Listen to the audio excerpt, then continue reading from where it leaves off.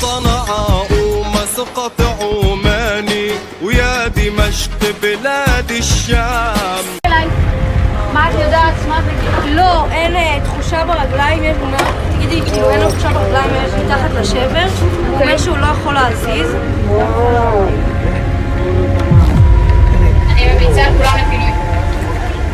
In the Israeli-occupied Golan Heights, just a few hundred yards from the increasingly dangerous Syrian border.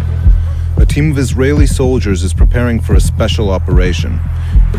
כולם להיות בהאזנה, בסדר, אני מזכיר, זה לילה, השקט הוא מבורך, אתם תשמעו אותי מדבר כל הזמן. היה פה הסתובבות חריגה, בסדר, ביומיים האחרונים, בכל האזור של המרחב הזה. תפקיד שעלתה אתמול של 4 חבר'ה, אני אומר, בוודאות תצפית, עדיין לא ברור מי הם או מה הם, עושים על זה עדיין מודיעין, אז להיות ערניים, להקשיב, מה שנקרא, לרכשים משמאל, לרכשים מימין, מה שנקרא, הערנות שלנו זה מה שיציל אותנו. כך פחות מהדאגה.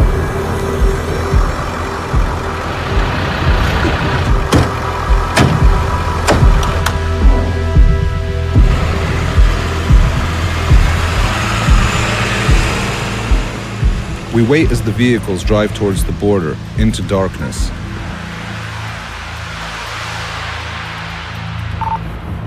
Five minutes later, some news over the radio. אנחנו כרגע בכניסה של הראשון. יכולה להגיד לי משהו על המצב שלו? פציעה בבטן ובחזה מירי מאתמול. קיבלתי פציעה בבטן ובחזה ירי מאתמול. כל הפרטים המלאים יגיעו בהמשך, אנחנו כרגע מעריכים אותם. So it's gonna be interesting. Before long, the unit returns. The first part of their mission is a success. Only the mission probably isn't what you think. Rather than fighting their enemies, the Israelis are rescuing them. The soldiers are bringing 3 wounded Syrian fighters into Israeli territory for urgent medical care. מה את יודעת? מה מדירים? חזה, בטן, גב, יד, רגל. מה זה, רסיסים? לא יודעת. סיטואציה הייתה 80 בלי חמצן. What we're seeing here is really quite astounding. A group of Israeli soldiers treating fighters from Syria. You couldn't have imagined it happening 2 years ago, but it just goes to show how unpredictable the Middle East has become and how much this region is changing. Allahu Akbar. About a mile away in Syria, an Al-Qaida affiliate known as Jabhat al-Nusra has seized a swathe of land and Syria's army is trying to take it back. This footage is from a bloody battle earlier in the day, most likely where the 3 rescued Syrians were wounded.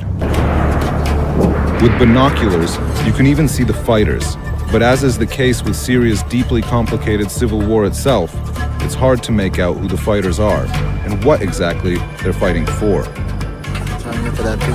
For now, they've largely left Israel alone. And Israel has tried on the surface to appear neutral. But there are new signs that Israel is siding with the rebels. United Nations observers recently reported witnessing IDF soldiers allowing what appeared to be 2 unwounded rebel fighters into Israeli territory. Still, the IDF maintains that its only interaction with rebels is in humanitarian missions like this.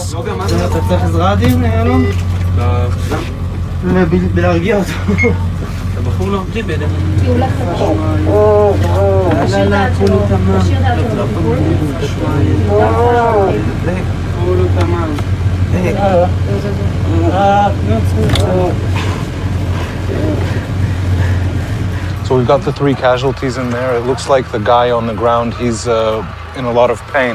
The other 2 seem more or less okay, but they just might be out of it. But this right here, this is the fallout from the most violent war in the world today. אוי, כן. לא, אין תחושה ברגליים, יש אומר, תגידי, כאילו אין לו תחושה ברגליים מתחת לשבר, הוא אומר שהוא לא יכול להזיז. אני לא מצאתי שם דופק, אבל הן מאוד מתחתיות, אז אני לא יודעת. בטן, חזה. בספטנט. הון הוא ההון. הון. היה לו, חוררו לך את החיים גם בסוריה.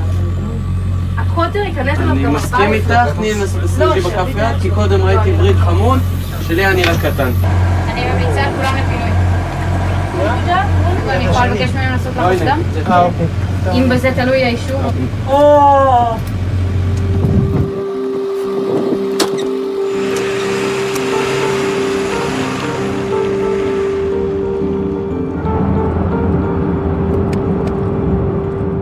They bring the wounded fighters to a nearby hospital.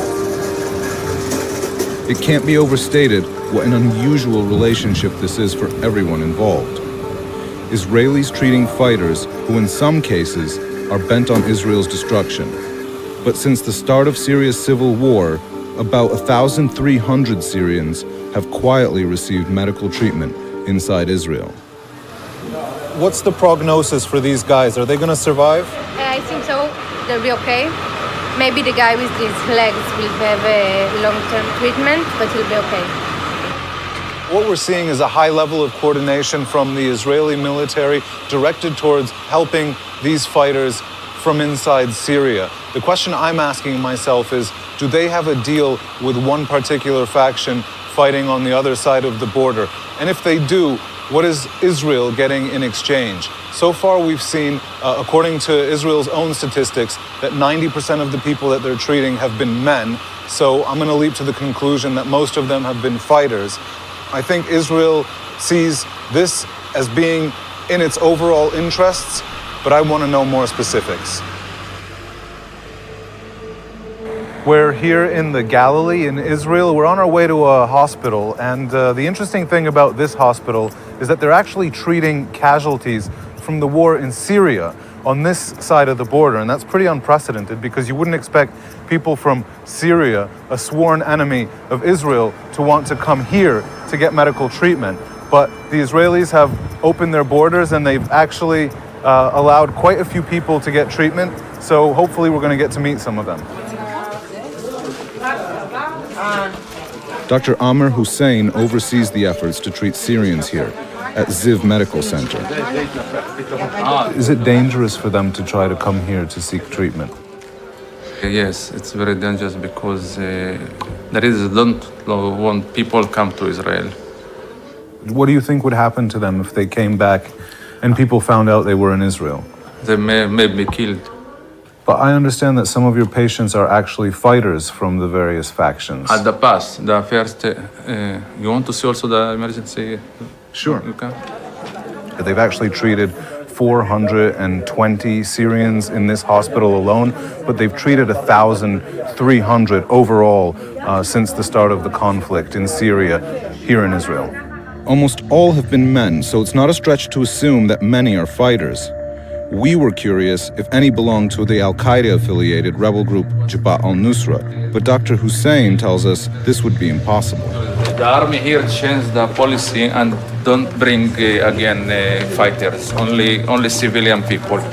At the first time, yes, there was fighters against Assad there for the revolution, but after, no fighters, only civilian people. We can see children, we can see very old people, it's not fighters. I noticed in your statistics that 90% of the people you treat here are men. Are you sure none of them are fighters? I don't know. This question clearly made the doctor uncomfortable, maybe justifiably so. The Israeli public might not be too keen on the fact that Israeli doctors are helping fighters who hate Israel only a bit less than they hate the Syrian regime. In Syria's civil war today, more than 1,000 factions are fighting each other and the regime for control of the country. To date, more than 190,000 have died in the conflict, and even the tallest fences can't stop ripples crossing the borders. Have you ever seen casualties like this in your experience? No. But I mean, you treat soldiers from... I treat soldiers from the Lebanon to... Yeah. We treat also civilian Israelis from the rockets of Hezbollah. Yes, we treat also. But like this injuries is very severe injuries. This patient is a recent arrival. No one knows much about him because he's been unconscious since he got here. He has vascular injuries, abdominal injuries, fracture of the bones, the large bones. What do you think caused his injuries? I think it's more blast injuries. And so he hasn't been able to say anything since he got here. Yeah. He doesn't even know he's in Israel. He doesn't know that he's in Israel, yes. We head into another room where 3 wounded Syrian fighters have been convalescing since July. 2 quickly covered their faces with blankets, but we could see the characteristic long hair of Islamist fighters. Outside, an IDF soldier remains on guard 24 hours a day. One of the 3 agreed to talk to us, 25-year-old Mohammed, who says he's a fighter for the Free Syrian Army, a collection of Western-backed rebel groups. جت طيارة هليكوبتر زتت برميل بالبلد، فرحنا لنشوف يعني إذا في إصابات ولا ما في إصابات مشان نسعف الناس. فلحظة وصولنا لهناك كانت في منطقة قريبة للنظام فيها جيش، ضرب منها علينا بالمدفعية قذائف وقتل مننا 2 وصوبنا احنا 2 جينا لهون على مشفى صفد. He said rebels worked through a neutral intermediary to deliver him to IDF soldiers. احنا وصلنا بسيارة للحدود، يمكن ما كان في بيننا وبين الشيك 20 متر، قطعنا عليهم عاد. If people find out that you've been to Israel, do you think they might suspect you of being a spy or something? طبعا احنا موجودين ضمن مناطق محررة يعني من قبل الجيش الحر، يعني مناطقنا محررة غرب درعا وفي القنيطرة، يعني ما يقدر يصلها الجيش النظامي. اما الجيش النظامي اذا بيعرف انه احنا هون مثلا مسكنا بعدين، هو طبعا ما راح يوفر لا انه رايح اسرائيل او انت رايح على اسرائيل. يعني صار في جرحى تفوت على اسرائيل يعني من العام الماضي، يعني توقعت انه ممكن باي لحظة واحد يتعرض لاصابة ممكن انه يدخل على اسرائيل. اما اول يعني قبل يعني مستحيل كنت متوقع انه يدخل على اسرائيل. When your treatment is finished, do you hope to go back to fight against Assad again? طبعا انا في عندي حاليا اصابات برجلي، يعني ممكن القتال يكون صعب علي شوي. يعني بس انا في لي دور هناك، دور كويس هناك، يعني ممكن نرجع يعني. Who were you fighting when you got injured? Was it Jabhat al-Nusra or was it the army? لا جيش بشار طبعا. جبهة النصرة يعني مو بهذيك السوء هي اللي واصلة عنها السوء، احنا يعني معايشين جبهة النصرة هناك يعني. يعني جبهة النصرة يعني هناك يعني شو بدي اقول لك يعني تحل بعض المشاكل بين الناس، ممكن انها كونها يعني اسلامية تحل بعض المشاكل، يعني ما تتدخل انها تقتل او كذا او تظلم حدا او هذا بحرب حدا، لا هي تحارب النظام فقط لا غير.